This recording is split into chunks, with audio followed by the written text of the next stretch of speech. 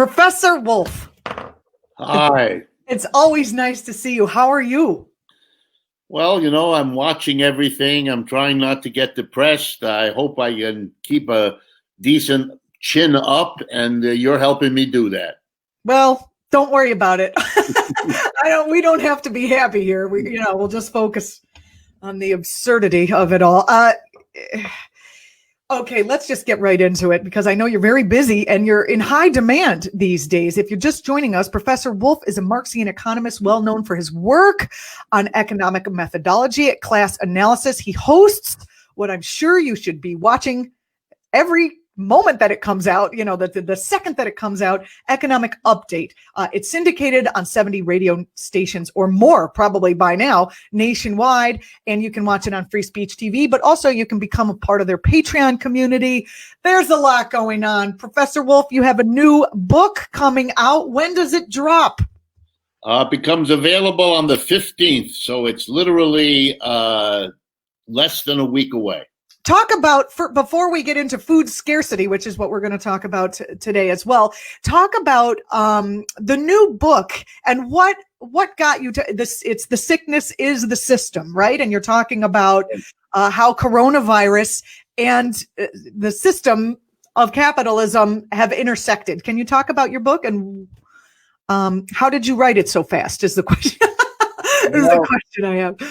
Well, I am very pleased and proud to say that the message I'm trying to get out seems to have caught hold. And over the last 3 or 4 years, my schedule is overwhelming. I can't do all the things that I'm asked to do, which is a wonderful problem to have. I don't want to discourage anyone, but it makes scheduling kind of difficult. One of the biggest issues that has come up is what you just asked about. What is the relationship between this awful viral pandemic and the collapse of our economy? And to make a long story short, my conclusion, which is why we titled the book the way it is, was the following: that the real sickness we have to worry about isn't the virus. I mean, we have to, of course, worry about the virus and protect one another from it, but the ultimate sickness is our economic system.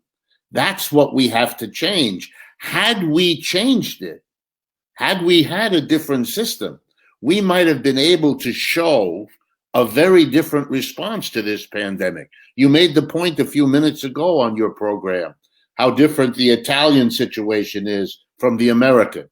They had a worse initial shock of the pandemic, but they've been able to overcome it.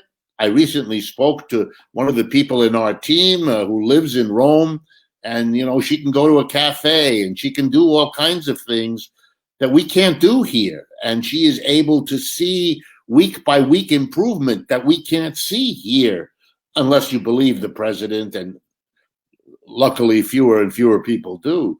So anyway, we wanted to show and underscore the point. So we called the book, the title, The Sickness is the System, to get people to begin to understand that, yes, viruses are part of the human condition. It's part of nature. It's been bothering human beings for as long as there's been human beings. The trick is not to defeat the virus, because even if when we do, another one is coming and we know it. The trick is to have in place a system that will anticipate it, prepare for it, and contain it using the best we know how to do, rather than the United States and its capitalist system, which is, as people love to say, and it's correct.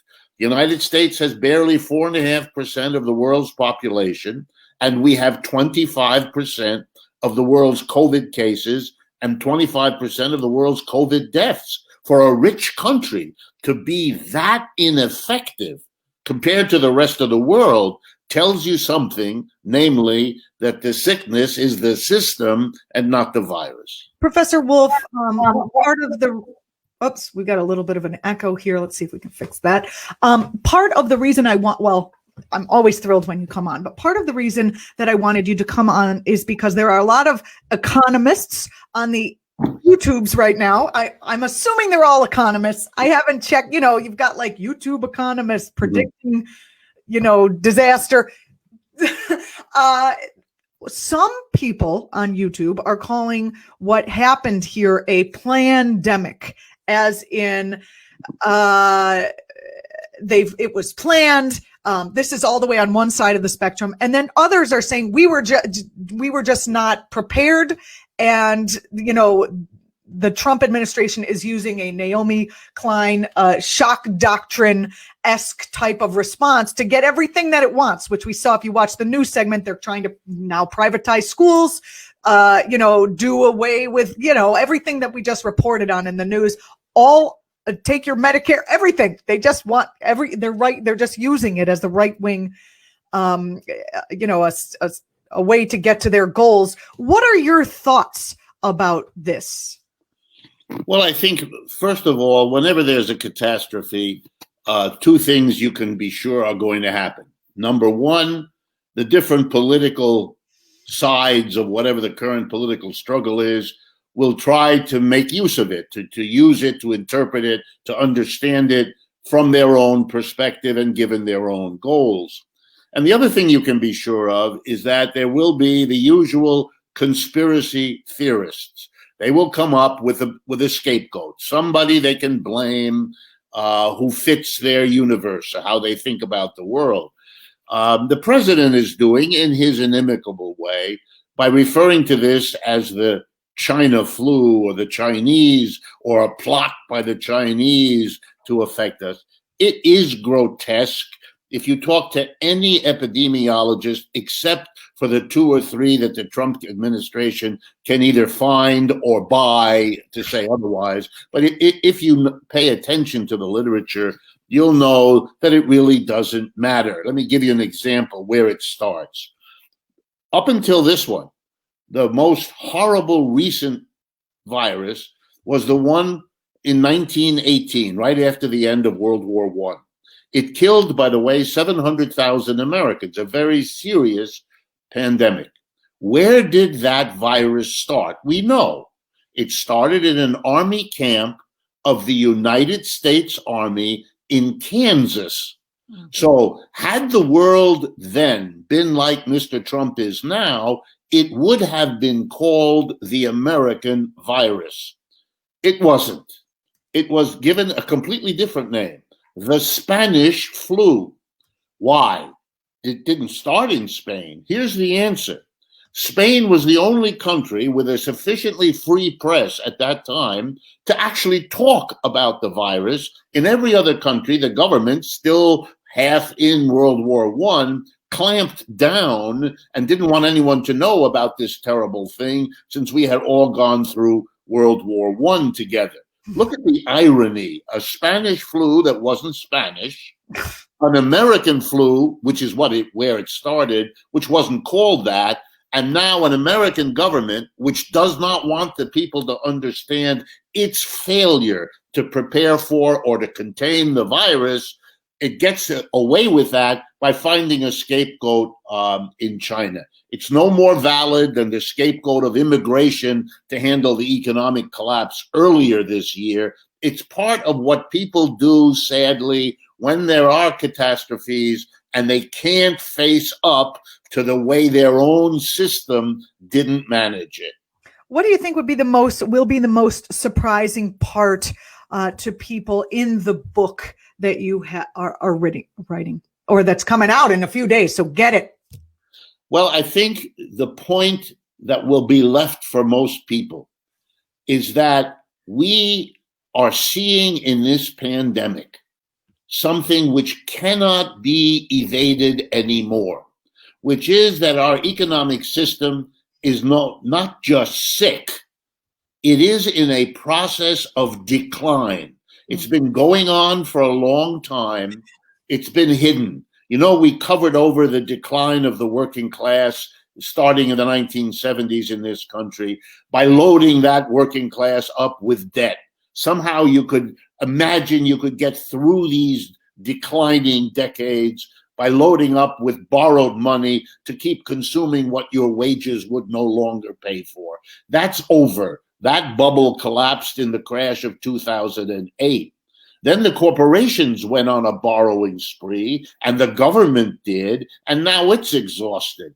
The book's message is Americans, particularly my fellow citizens, as a person born and lived all my life in the United States, we are in a declining system, and the people at the top are grabbing everything they can before the ship goes down. And for the vast majority of us, we've got to face that's what we have, so that while there's still time, to do something to salvage our situation so we don't, as a mass population, go down. And let me be clear about what that means.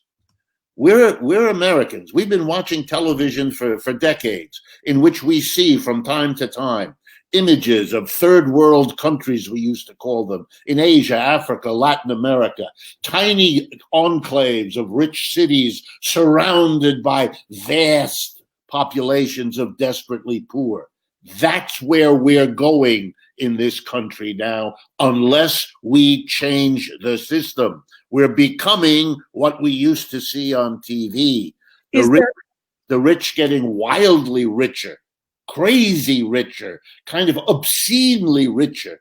Look, Jeffrey Bezos, not to pick him out, but why not, gets an extra $30 billion over the last 6 months, at the same time that over 50 million Americans have to file for unemployment. I mean, you could not write a play with that kind of a scene without the critics saying you've gone overboard. But that's our reality. And the only interesting thing is how long it's taking for people to get it. The book is intended to help clarify this situation. And we thank you so much for your work on that. What of the middle class? When we talk about the rich getting richer and the poor getting poorer, where do the middle class, if there's still a middle class, where does the middle class come out? Well, you've answered your own question. It isn't there anymore. It is disappearing on a scale that nobody was prepared for. That's part of why we have Trump and all the other bizarre kinds of politics that you comment on, and rightly so. It's people are desperate. They're freaked out because the promise, which I call the promise of 20th century capitalism, that it would be a kind of capitalism that would create and sustain a middle class, a part of the working class that earned enough money to have what you could call the American dream, or a comfortable life, or the ability to give their kids a college education. All those things, they're all disappearing one way or another, directly, indirectly. All of that is disappearing. This is the first generation of people who can't go to college without loading up on a level of debt they can never repay.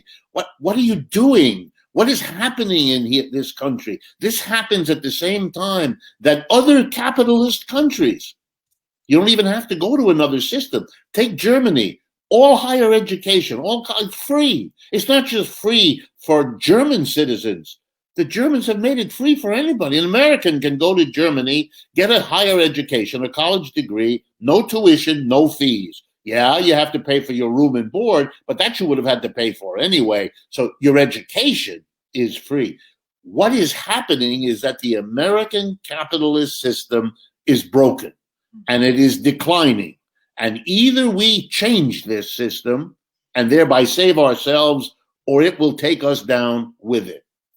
Well, again, on the internet and all over the place, we're reading about extreme conditions. There are people preparing for global food shortages by, I don't want to call it hoarding. Some people call it hoarding. Some people call it prepping. Some people call it just saving a few things just in case so they don't starve to death, and the internet is encouraging people to look into the future and realize that everything they've come to depend on, including the way food is delivered to them, the way it gets from the farm to their table, is now being called into question. And as China faces its first corn shortfall in years, food prices are rising around the world. people are asking, is food insecurity the latest of the 2020 plagues? What are your thoughts on what is happening in China and food insecurity? Okay, the first question is there's, of course, a rational basis here. People are quite right. The world is falling apart. All the ways that people say that to one another and feel it and see it, they have a grain of truth. That wouldn't be happening if there weren't something going on.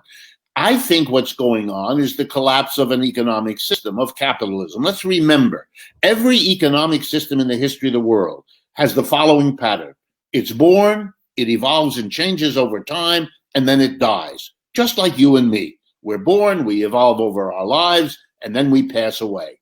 Economic systems are exactly the same. Capitalism is no different. Capitalism, we know, was born 17th century in England. It's spread all over the world. It has evolved over time, which means its next stage is passing away. It's not a question of whether, it's really only a question of when and how. I think that's what's going eating on. itself, that's how. Right. That's part of it. That's exactly part of it. That was true of all the other economic systems. Their own internal contradictions and problems, in the end, consume them. Just like the processes of our own bodies will, in the end, make us pass on. But in any case, so people are worried and they're looking around and they're frightened, and they should be. That's rational, that's reasonable. It's when it comes to the diagnosis as to what's wrong that we get a little strange. So far, the chain of food production and food delivery has worked reasonably well. Given the failures everywhere else, it could have been much worse. Is that a guarantee that it won't get worse? No. Is it possible that it could become an interrupted food system? The answer is yes, because not only do you have the pandemic doing all kinds of damage to the people, to the farms, to the shipping mechanisms, but you have the political fallout of a dying system. And let me give you some examples. The trade war and the tariff war imposed by Mr. Trump, desperate to slow the decline in America by finding a scapegoat in China and acting out to disrupt all of the relationships that have been built up over the years between the United States and China, which include financing and shipping food. I mean, this is very important. Now, this morning's Financial Times carries a story that the American companies in China are completely disregarding Mr. Trump, are closely working with the Chinese. It's a wonderful story about the difference between blubbering in Washington and the reality on the ground. But I don't want to assure anyone of something I can't assure you of. I will tell you this, that the single most important reason that the Communist Party of China became the government, won the civil war in China in 1949, was because of the skill that that party showed in dealing with the food problems of China. It's literally built in to the DNA of that political Communist Party, because China had always produced enough food. The problem in China over decades, over centuries, was not producing food, but getting food from the place where it was produced to the place where people needed to eat it. The transportation system, broadly the economic system, was what wasn't working. And the Chinese Communist Party said that, organized in those parts of the country the kinds of distribution system that would mean that where food was grown, it could be gotten to the people who need it. My guess is the minute they show up with shortages, their history will make them kick into gear really quickly, because that's how they became the people in charge in that country. And my guess is they're not going to let that problem undo them. They're attuned to that more than you would see in most other countries. I've noticed some of the reading I was doing was about how China is going into they're buying more corn, for example, from the United States than they ever have, possibly, to mitigate against their own loss of crops due to climate change and also due to circumstances surrounding the coronavirus, whether they be delivery or inability to work or inability to tend or any of that stuff. Are we going to be seeing that here?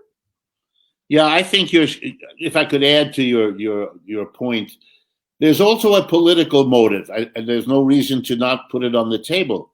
The Chinese reacted to the tariffs imposed on them by President Trump, among other ways, by stopping the buying of soybeans. They wanted to underscore that if the United States is going to initiate a trade war against China, then China will have no choice but to retaliate. Tit for tat, the usual kind of games that politicians play. So they stopped buying soybeans, which had a very serious effect on the soybean market, particularly here in the United States. They bought soybeans, for example, from Brazil, creating a very close relationship between China and Brazil as they depend on each other in the way that used to describe the US and China. I think the Chinese now are buying corn in part to drive home that point. If the Chinese buy American corn, it is the best news corn farmers could imagine, since the Chinese are the biggest country on earth, the biggest importer of food on earth, and it tells you that the corn producers have a future if we have good relations with China, versus the soybean farmers who discovered we will not have a good future for them because of the political games Mr. Trump feels the need to play in the process of scapegoating China. Those are the realities. What happens now? Well, look, that depends a lot on the political decisions made in China on the one hand, but in the United States in the upcoming election and so on. If the response of the United States continues to be what it has been, it's a kind of go it alone. We don't need the rest of the world. We will punish you if you don't do what we want. We will cut off our relationships. It's kind of America alone. And let me tell you, with a declining economy and a world in which other parts of the world are not declining, they have their problems.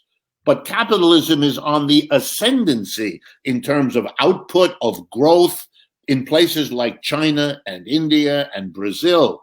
And the United States going it alone, that was not smart back in the last century as a strategy, which is why we abandoned it. But to go backwards now and to try it now at a time when the rest of the world is in much better shape to withstand that, that is a self-destructive decision, which I think Mr. Trump and the Republicans will come to regret, with or without the disruption of our food system, which could be a victim along the way. Could you paint the picture of what intergovernmental cooperation looks like if we do happen to get away from this capitalist system that is crushing everyone? Well, it's the same thing that we've done here in the United States, just on a global scale. We don't make each state in the 50 states of the United States be self-sufficient, be on its own. I mean, we don't take it seriously. We have some kooky politicians who will say, let's all here in Texas or let's all here in California, secede. And you have a little of that. You have it in Alaska. But it's not serious, and it has never caught on in any systemic way. What we have is a division of labor. Goods are produced in Nebraska that are shipped to New Jersey. Other goods are produced in Arizona that are shipped to Alabama. We work that out. We hopefully take advantage of where the resources are, where the people are, what the transportation mechanisms are. We take into account the different seasons.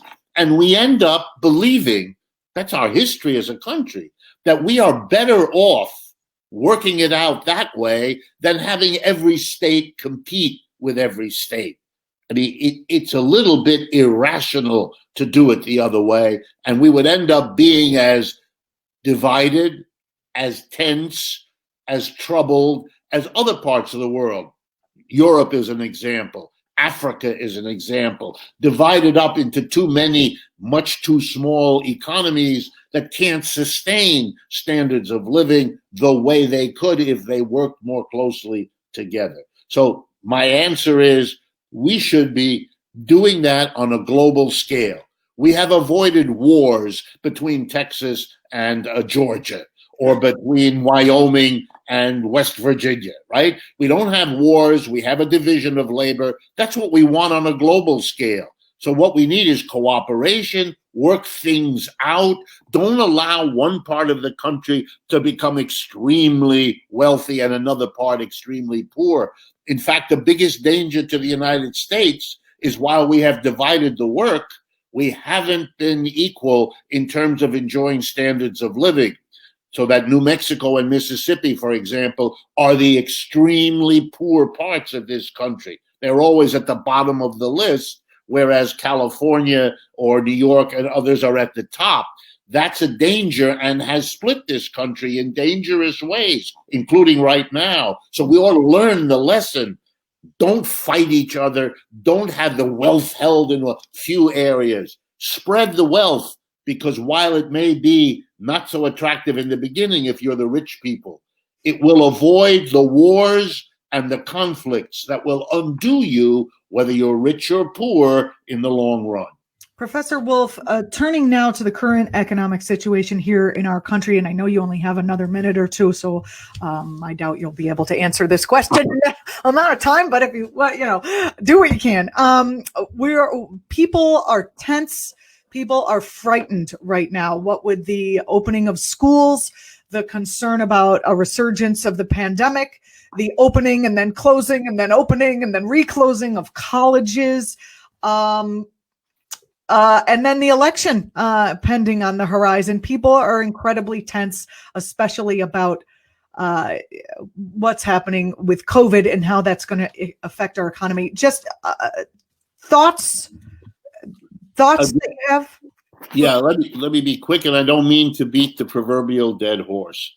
When systems die, when they fall apart, what you have is what you just began the list of.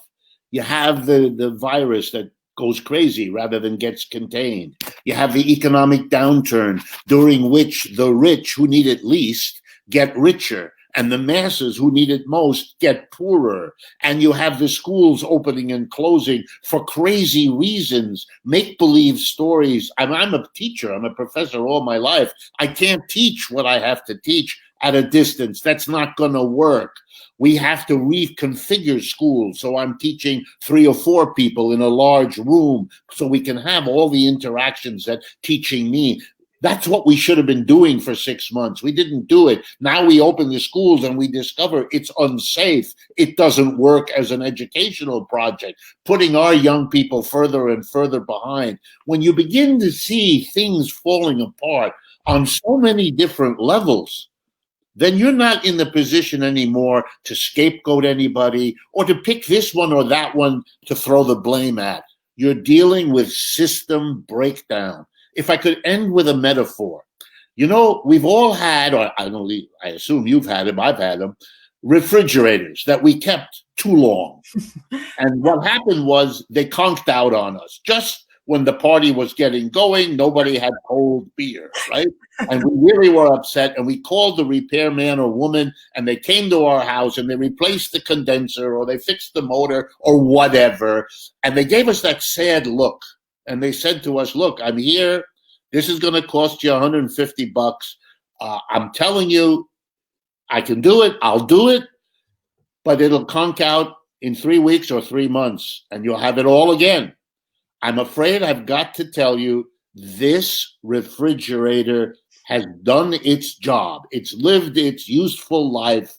You've got to get a new refrigerator. Otherwise, you will be throwing your money away. We are with a capitalist system that is telling us over and over, and now with this pandemic in big letters, we're done. It's time to move on to a fundamentally different system.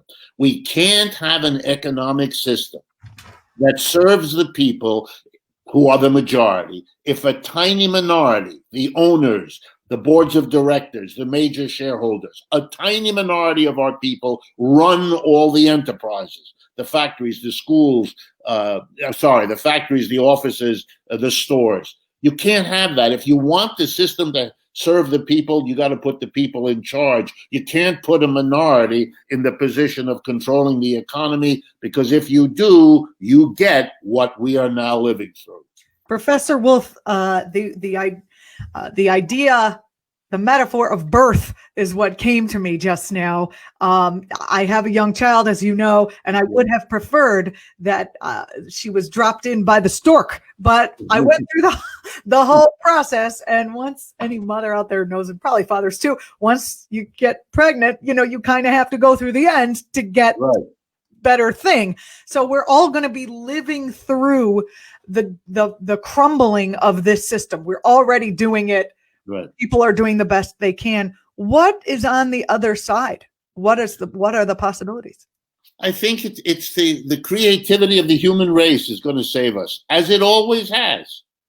As it always has. We're going to figure out that the democracy that this country rightly celebrates, but never really had, but always had as an image, as a utopian dream, as a goal. Bring democracy. Let the people decide. That's why we got rid of kings when they couldn't function anymore, when the monarchy proved itself to be a bad institution. We got rid of it. We replaced one leader, a king, with a whole parliamentary, everybody votes, a move towards democracy. I like that. I believe in that. I just wonder to myself, why don't we do that for the economy? Maybe it will give us that burst of energy and creativity if we give all working people, not just a job, but the position of running, shaping, governing themselves on the job. Make the workplace democratic. Make it one person, one vote. We together decide what we're going to produce, how we're going to do it, where we're going to do it, and what we're going to do with the results, the product of our collective labor. Let's make the community exist not only where we live, but where we work, a democratic community in both locations. For me, that's the new world painfully being born out of the agonies of the old. Professor Richard Wolff, thank you so much for joining us on the program. Don't forget to find Professor Richard Wolff on Economic Update, syndicated on probably over 100, I would say by now, radio stations nationwide. You can watch on Free Speech TV. You can watch on YouTube and subscribe. And Professor Wolff's new book, The System is the Sickness. Did I get that right? Other way around. Sickness is the system. The sickness is the system. It's coming out on the 15th. Where can people go to pre-order the book? Simply go to our website. Very simple. Democracy at Work, all one word, democracyatwork.info. Very much looking forward to that and looking forward to your next appearance with us. Thank you so much. I appreciate it. Thank you, Juliana, and thanks for your program as well. You're watching act.tv. I'm Julianna Forlano. Thank you so much for watching today. If you're watching on YouTube, don't forget to subscribe to our channel. That's it for today. Thanks for watching. I gotta say, it was nice to have a hopeful ending. That was good. I think Professor Wolff might be hesitant to say it's gonna be terrible before it gets better. But, he does give us the truth, basically, as much as he possibly can. And I appreciate it so much. Tomorrow on the program, Amanda Marcotte, politics writer for Salon and the author of Troll Nation, and Josh Holland, contributor to The Nation and the host of the podcast We've Got Issues. Join us here on Facebook and on Twitch every Monday through Thursday, at 10 a.m. Eastern time. I hope you're well. Stay well. Be well. We'll see you tomorrow.